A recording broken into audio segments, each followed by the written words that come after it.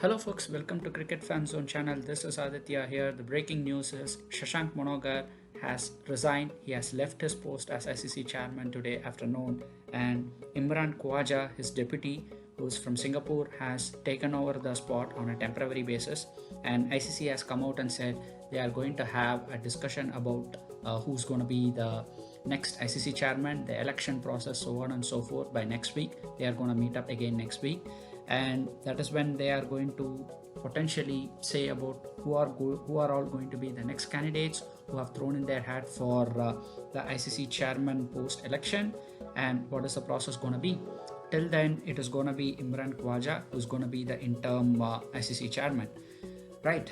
So, but even though ICC has not come out and said who is going to be in the election and who are the potential candidates, but there are a lot of names thrown into the picture in the last few months. It looks like Shashank Manogar has given an intimation already that he wouldn't be taking up his last 2-year term and he would resign.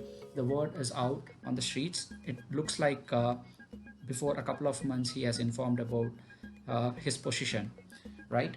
So the first potential candidate is Saurav Ganguly.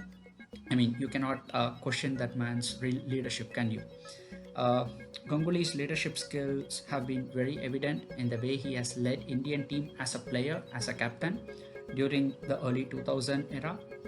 He practically took Indian cricket out of disarray from the 1999-2000 match fixing scandal, right? Practically, he didn't just save Indian cricket, he saved world cricket, is the way I see it, because Indian fans practically were starting to lose their hope uh, towards the game of cricket because of this match fixing issue. You know, if you look at it from a larger picture, Indian fans contribute to almost 60% of the fan base of cricket across the globe, isn't it? If if they lost interest, then it is not just Indian cricket which would have taken a hit. Cricket on a global scale would have taken a huge hit. So Ganguly had shown that leadership before, and as we speak right now, he is BCCI president. He took over the role by October last year, and he brought in winds of change immediately. You know, till then, the day-night test, which is pink ball test cricket, was not even discussed by BCCI. They were not even ready to speak about it. But the moment he came in, he understood what is the way forward and how test cricket can survive, and what is the kind of reception the pink ball test cricket is getting across the globe, and what is the potential for the same in India. And immediately he approved for it, and we went ahead. We played against Bangladesh, a one-off pink ball test in the 2 match or 3 match series which we had, and now we are going to go down under by the end of this year, and in Adelaide we are going to play a pink ball test cricket against Australia. Wow, I cannot tell you how excited I am for that game. I mean, Australia are going to be favorites. They have played a lot more pink ball test cricket, but that doesn't matter, right? But it's all because of Ganguly and his initiatives as BCCI president. It doesn't stop there. And he also came out and said during last year, November, wherein he said he is going to implement a contract system for domestic players. At this moment of time, if you are not aware, BCCI does not have contracts for domestic players. Whenever they release contract A, contract B, etc., it is only available for players who are playing international cricket, who are representing Indian team. They don't have that system in domestic level, wherein I think Cricket Australia and English Cricket Board they already do have, if I'm not wrong. So Ganguly has come out and said he is looking into that, and he has spoken with BCCI officials, and I mean, everything is in place. It's just about when and how they are going to execute it. There are a lot of domestic cricketers and ex-domestic cricketers who have come out, and they said it is such a good initiative. It gives them so much amount of assurance and security. Without a contract, they didn't have all those things. So, I mean, the contracts could come out at any point of time now. That's the situation, I believe. Um, that's a big move. BCCI didn't do it for ages, and the moment you get a clever leader, a fantastic leader, you get all these new winds of change. Yeah. So as I said, Ganguly is gonna be a potential candidate if he comes out and says he wants to, stand in for the election of ICC chairman position. Till now, he hasn't said that, and BCCI also has not come out and said anything, but his name is out there. And away from that, there are other potential candidates who have shown their interest at different point of time. It looks like Colin Greaves, former ECB chairman, has shown a lot of interest to take up that role, and West Indies former head Dave Cameron, New Zealand's George Barclay, and Cricket South Africa's Chris Nenzani have also shown interest.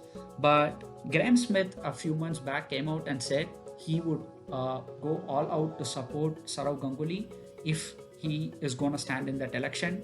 And he has said he knows how good Sourav Ganguly is, and he is the true leader ICC would look forward to in this COVID hit crisis time.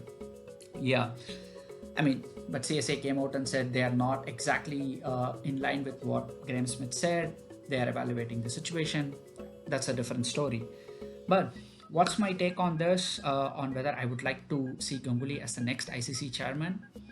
To be honest, I would like to see him continue as BCCI president. I know there are a lot of difficulties in that because of Lodha committee has said if you have already been a part of BCCI or part of any state board for last 6 years, then you need to have a cool off time before you take up your next tenure.